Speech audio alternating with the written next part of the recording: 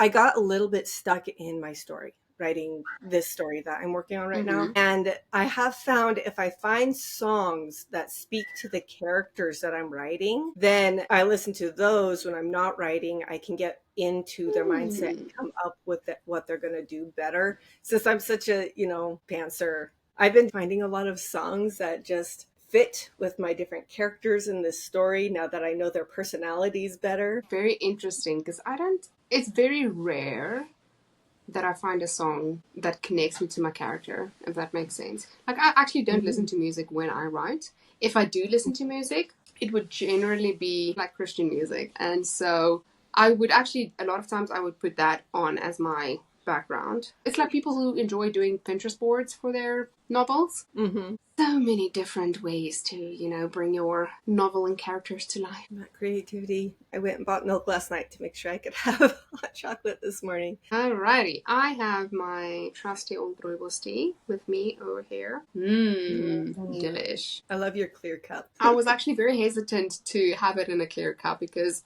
you have tea drinkers and then you have tea drinkers. So I would not like to have any comments to be like, that's not tea, that's just milk with a bit of leaves in it. Is like completely black, and then yours is glass, so we're complete opposites. Alrighty, let's do this.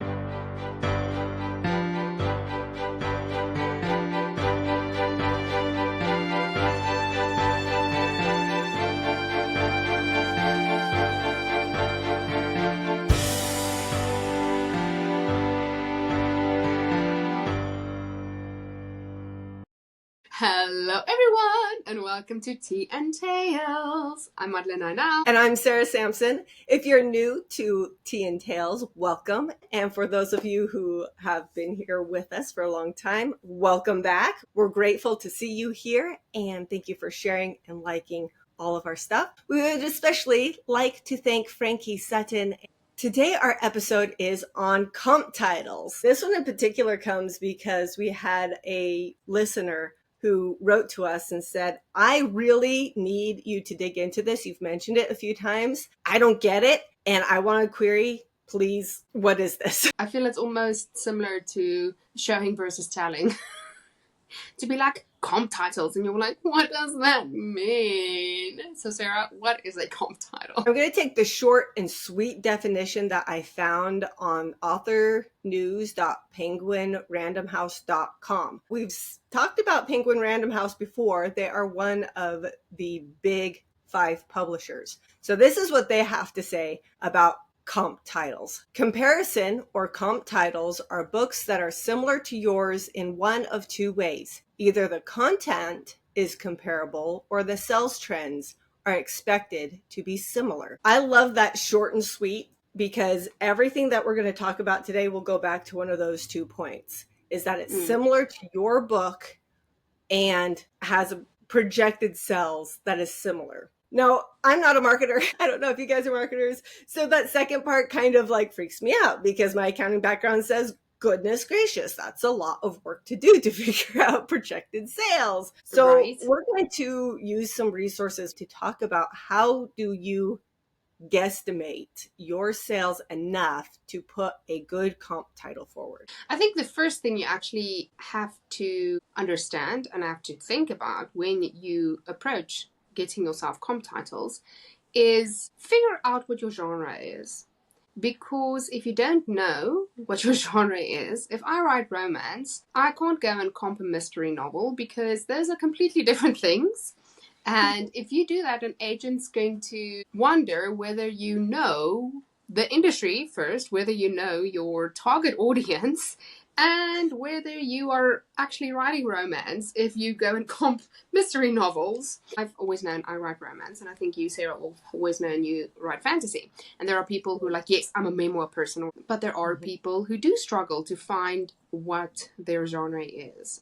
Until you find it, unfortunately, you won't find the right comps that you will need to be able to show agents, show publishers, show editors where your novel fits in. Sometimes I feel like people get bogged down in the weeds of what their genre is because they're trying to fit everything pigeonholed into one genre. And the issue is, if you have a good book, your book will have elements of other genres. I write fantasy, but it has elements of romance in it. It has elements of mystery. So what makes it fantasy is the primary story arc, the primary character arcs are fantasy. And then I mix in these other things for spice and fun. So when you're looking into your genre, don't get bogged down by, but I have this plot line of romance. Okay, but you're fighting in space. You're a sci-fi. You don't have to worry about those romance elements. Focus on that sci-fi. Find other sci-fi books that have a good romance element in it,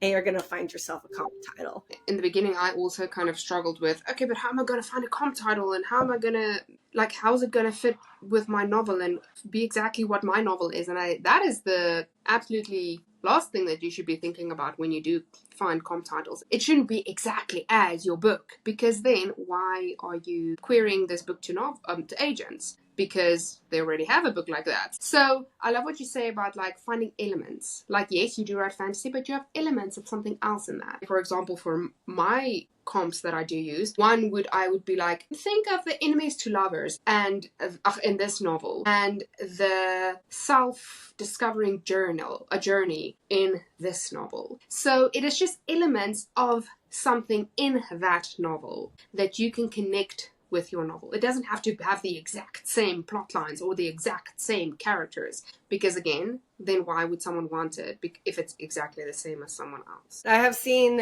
nonfiction writers get into that trap a lot, because nonfiction writers tend to need more comps than fiction writers, and because they have a different querying process. And I see them get frustrated because they can't find comps, but they're looking for books that cover exactly the same disability they're talking about, or exactly the same situation. It's like, no, what's the general idea?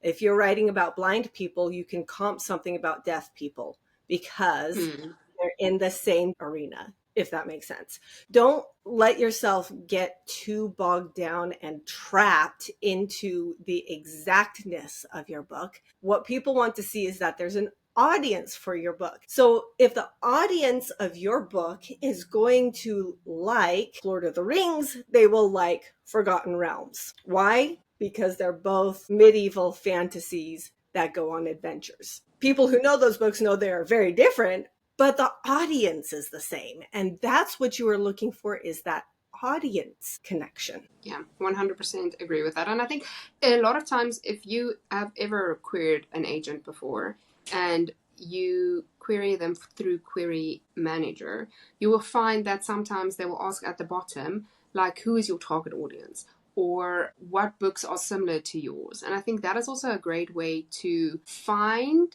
your target audience, because if you say, okay, my novel is similar to Tessa Bailey's novels or Sarah Adams' novels, then you could be like, okay. And I think Amazon is a great place to go look at it. Goodreads is a great place to go be like, books similar to Tessa Bailey. And then you can find so many different types of novels that either has the same vibe to it, has the same spiciness to it, has the same sweetness to it, or has the same trope to it. And it's like those little elements that you can find, which also leads me to reading. Because the more novels you read, the more comp titles you'll be able to find. And I will take that from personal experience, because I have found so many comp titles just because, first of all, I read in my genre, but secondly, acknowledgements at the end of the book is the best thing ever. For example, I'm reading an Abby Jimenez novel. Woohoo! At the end of the novel, acknowledgement. I would like to thank my agent, Stacey Graham. Fantastic. Go Google Stacey Graham. Go see who Stacey Graham's other authors are. And then you can go read their novels and see, are they similar to what I'm writing? Are they similar to the bookshelf that I want to place my novel next to? And I think as you are doing that, it brings you into a better understanding of what your audience wants as well. So you can better judge which books you want to query when. Because if books are coming out right now, that's like a book you wrote 5 years ago, you might want to pull that out and start querying that out. If you are reading books that are coming out now, then you know what your audience is looking for right now and what your audience is getting. So you're able to better market those elements in your book that people are looking for. Very true. But also, when you do find comp titles, I would suggest, and it has been suggested by agents before as well, to not pick a comp that is a bestseller or pick a comp from an author like Stephen King. Because as much as we as writers believe we could be the next Stephen King or we could be the next Emily Henry, we don't want to sound pompous when we do approach agents with comp titles. You do want to come across as humble, but you also want to come across as knowing your genre and your comp titles and the industry. So when we're talking about the age of your comp, you want it to be current market. And current market is typically within the last 3 years. I've heard agents say up to 5 years. Mm-hmm. The other thing I will say about that is you can't have a book that's too new. Yes, you can't have a book that you're arc reading because it hasn't been even released. Exactly. I'm sorry, you need to wait for that book to have been out for a few months. If you're on Publishers Marketplace and you see they have a deal for this and the blurb sounds perfect, like it'll match my book. That book's not out yet. You cannot comp that book.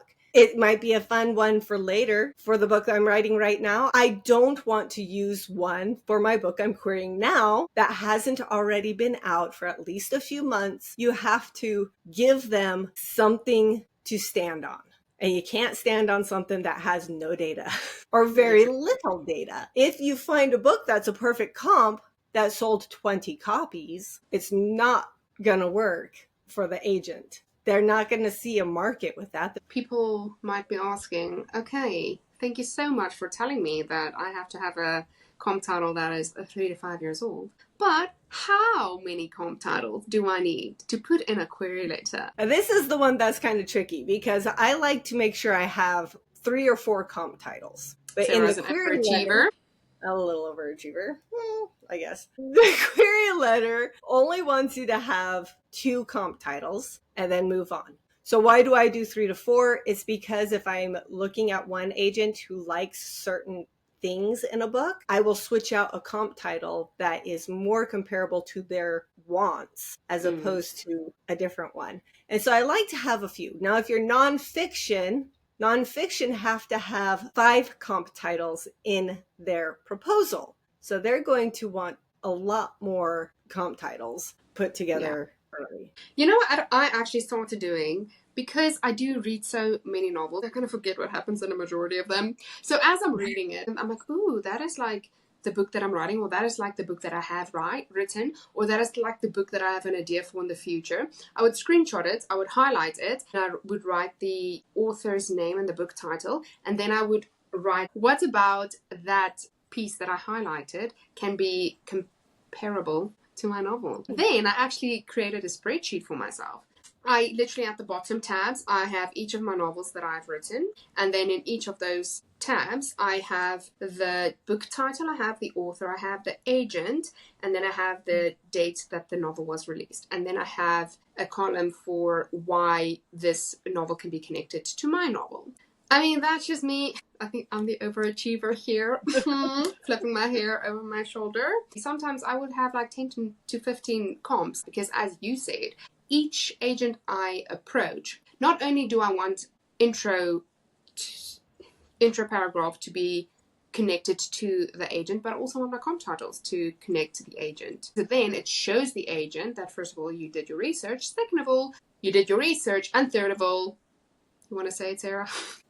You did your research. You want to prove to them that you are a career person, not Joe Schmo trying to get a single book pushed out there. Not only that, but I find on Query Tracker that you put in your query letter, and I like to put in my comps in that first paragraph of the query letter, but later on the Query Tracker sheet, they will often ask, and what authors is your book like? And I think a lot of them put that there because some people don't put comps into their query letter. But also, if I have a list of 7 or 8 different things that it can comp to, I throw my other ones in there. The other 5, boom. And then they can see that I know my genres, and that shows a lot more than just repeating names or Yes, only having one or two people. this is me finger snapping you. Mm-hmm. Yes. Amen, sister. So I've kind of mentioned where you can find comps, like acknowledgements in novels you've read. Reading is a great way to also find comps, because the more you read, the more you know. And then, of course, libraries. Your librarians is such a great source of helping you find comp titles because they work there. And I'm pretty sure they do read novels because they have a whole section of novels that they can pick from. I would be reading all day long. Yeah, so even if you do go to Barnes and Nobles, the people who work there, the chances are they also will be able to help you. And then, of course, the great thing is, yes, go onto Goodreads, go into Amazon, and type in books similar to this. And you will be amazed. Even just going into Google and typing that in, you will have such an abundance of novels. Your TBR list will be never ending. You can go onto your New York Times bestseller list, and then again, you can go see what novels are similar to them. One of the surprising places that I found a comp once was on a Facebook readers group, or even any social media platform that has groups for readers. Often you can find a group that specifically is for your genre. I go in there and I say, hey, does anybody know any good new books? Readers love to share the books that they read. And so leverage that. Go in and say, I need a book. I want it to be brand new that has unicorns in it, something like that. Whatever trope it is you want to throw out there. And they will give you lists. They will give you more lists than I think you can really get through. Absolutely. And some of them will be misses because they'll just be like, oh, well, this is my favorite book, so I'm just going to put my favorite book out there. But you will find those readers who will zone in on those elements you're asking for and say, oh yeah, I just read this book over here. And even if they give you a book that's too old, take that book title to your Goodreads or to your Amazon and say recent books like this one, and it will pull up even more recent books. You can only read so many novels in your lifetime. So it is great when you have writer friends, reader friends, who you could be like, yeah, I just read this. Could you help me? I think that is I've never actually asked anyone. Interesting. Maybe I should start doing that. Interesting little thought. Here is the thing that can be a little bit controversial, but the thing that I like to do with my comps is read them. Absolutely read your possible comps. Don't just go off the dust jacket. Don't just go off what it says. If you get into that comp, this happened to me. I got about halfway through. I was thoroughly enjoying it. And then I hit a plot hole I could not get over. And I no longer wanted to use it as a comp. Because then I thought, well, what if the agent saw that same plot hole? I want to be confident about my comps that I like them, not just somebody else, that I like them. And when I did pitch live with agents, I had one agent who saw one of my comps and said, that is one of my favorite books. And we were able to have a conversation about that author and that book, and I could intelligently talk about it because I had read the book, not just the dust jacket. Some listeners might wonder, how do I incorporate comp titles in my query letter?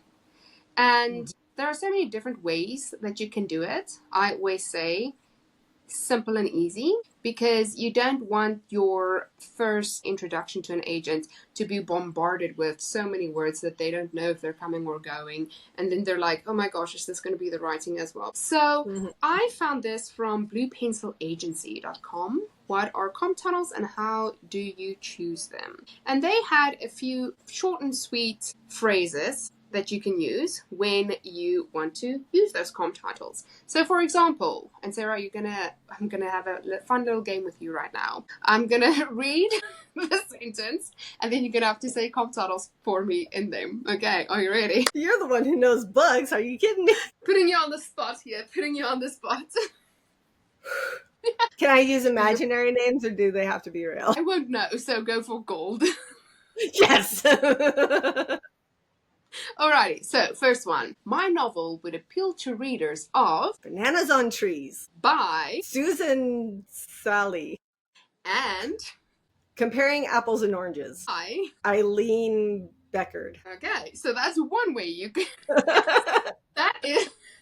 that's one way you could do it. Okay, so title of your novel Dogs and Cats. might sit on the bookshelf alongside title The Joy of Owning Pets by Susan Sokoloff. and Why Cat Lovers Are Best by Bob Joel. There you go. Okay, one more. You're doing great, Sarah. You're doing great. This is a fantasy novel with a witty first-person voice, reminiscent of The Jedi Chronicles by Timothy Zahn, which is not a real book. okay. And an uplifting love story in the style of Star-Crossed Lovers by Callie Lovehart. There you go. Congratulations. The thing that I like the most about the last one is you don't just give the title and the person, but you give them a little something to chew on as to why it is a comp for your book. I do that with all my comps that I query. Because it also shows that I've actually read the novel and know what goes on in the novel to be able to comp it to mine.